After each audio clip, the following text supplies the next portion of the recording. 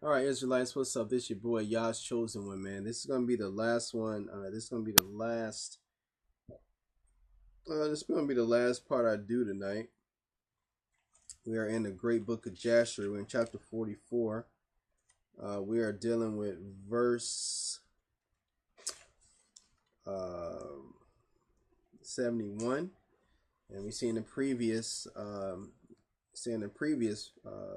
videos that this woman Zelicah, who was Pharaoh's wife, doesn't mention her name in the Bible, but we know her name now. This is Zelicah.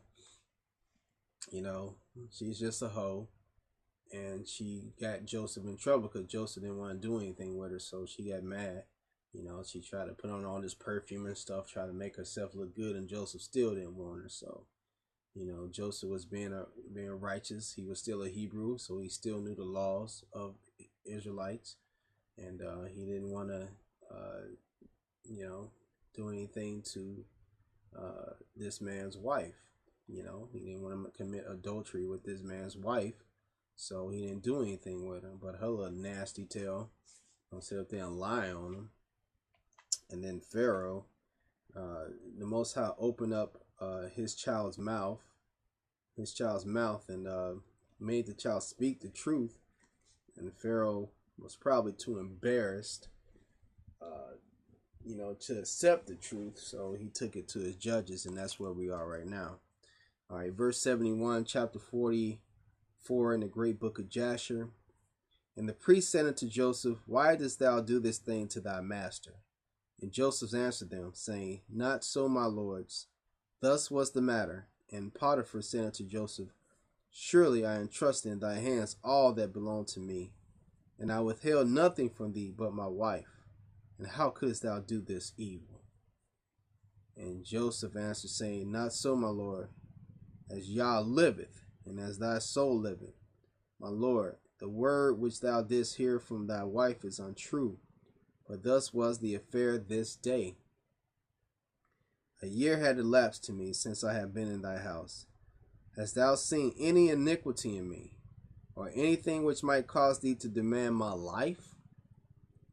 And the priest said unto Potiphar, Send, we pray thee, and let them bring before us Joseph's torn garment, and let us see the tear in it. And if it shall be that the tear is in the front of the garment, then his face must have been opposite to her, and she must have caught hold of him to come to her. And with deceit did thy wife do all that she has spoken. And they brought Joseph's garment before the priests who were judges, and they saw, and behold, the tear was in front of Joseph.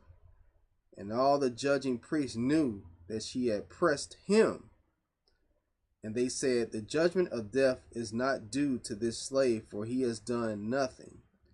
But his judgment is that he be placed in the prison horse on account of the report which through him has gone forth against thy wife. And Potiphar heard their words, and he placed him in the prison house, the place where the king's prisoners are confined. And Joseph was in the house of confinement 12 years. So that's Genesis chapter 39, verse 20. Now we know how many years Joseph was in confinement. It was 12 years. 12 tribes, 12, 12. And notwithstanding this, his master's wife did not turn from him. She still wanted. Man, if I was Joseph, man, she would be lucky she was the Pharaoh's wife, man. I've been on smack this damn hoe. And she did not cease from speaking to him day after day to hearken to her. And at the end of 3 months, Zelicah continued going to Joseph to the house of confinement day by day. And she enticed him to hearken to her. And Zelicah said unto Joseph, How long wilt thou remain in this house? But hearken now to my voice, and I will bring thee out of this house. She had the power. All she wanted was to get some. That's all Joseph has to do. To any man, that's great. But to a righteous man such as Joseph, it's just a law that withstands. That's that man's wife. You don't do anything with that man's wife. And Joseph answered her, saying, It is better for me to remain in this house than to hearken to thy words, to sin against the Almighty. That's the thing. You know, he always puts the Almighty first, not Pharaoh. But that is something to sin against the Almighty. To commit adultery against that woman. That's sinning against the Almighty. And she said unto him, If thou wilt not perform my wish, I will pluck out thine eyes, add fetters to thy feet, and will deliver thee into the hands of them whom thou didst not know before. And Joseph answered her and said, Behold, the Almighty of the earth is able to deliver me from all that thou canst do unto me. For he openeth the eyes of the blind, and looseth those that are bound, and preserveth all strangers who are acquainted with the land. See that? So everything that Zelicah just threw at him, just ricocheted, bounced back at her, man. Shut her down. And when Zelicah was unable to persuade Joseph to hearken to her, she left off going to entice him. And Joseph was still confined in a house of confinement. And Jacob, the father of Joseph, and all his brethren who were in the land of Canaan, still mourned and wept in those days on account of Joseph. For Jacob refused to be comforted for his son Joseph. And Jacob cried aloud and wept and mourned all those days. Man, that's a good story, man. There's so many lessons to be learned in that story, man. One is about the seduction of a woman, man. You know, the things that Zelicah was doing, she was perfuming herself, you know, and she was enticing. Even when Joseph was in jail, she was still trying to entice him to sleep with her. You know what I'm saying? She was that mesmerized by Joseph, man. That mesmerized by Joseph that she wanted him that bad. And in it all, man, in a situation where, you know, mentally Joseph probably would have been weak, or he would be a little bit more suspect to temptation. You know, here's a chance for him to get out of jail, and you know, all you gotta do is have sex with this woman, and this woman can get him out of jail.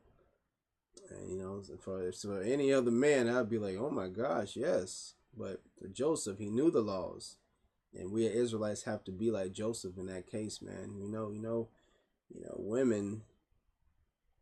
You know, the Most High made them. You know, the Most High knew what he was doing when he made them. You know.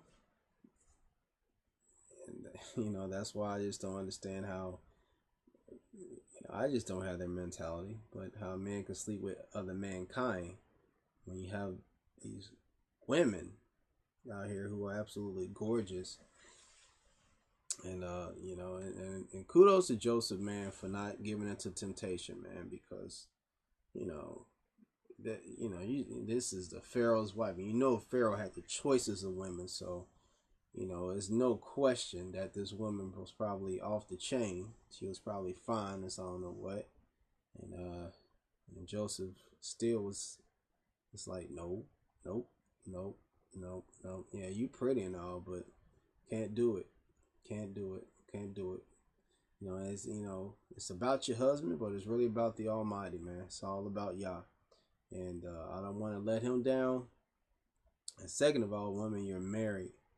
So, you know, stay with that man. You know, you don't need me. So, you're married. So, stay with that man. You know. Anyway, this is your boy.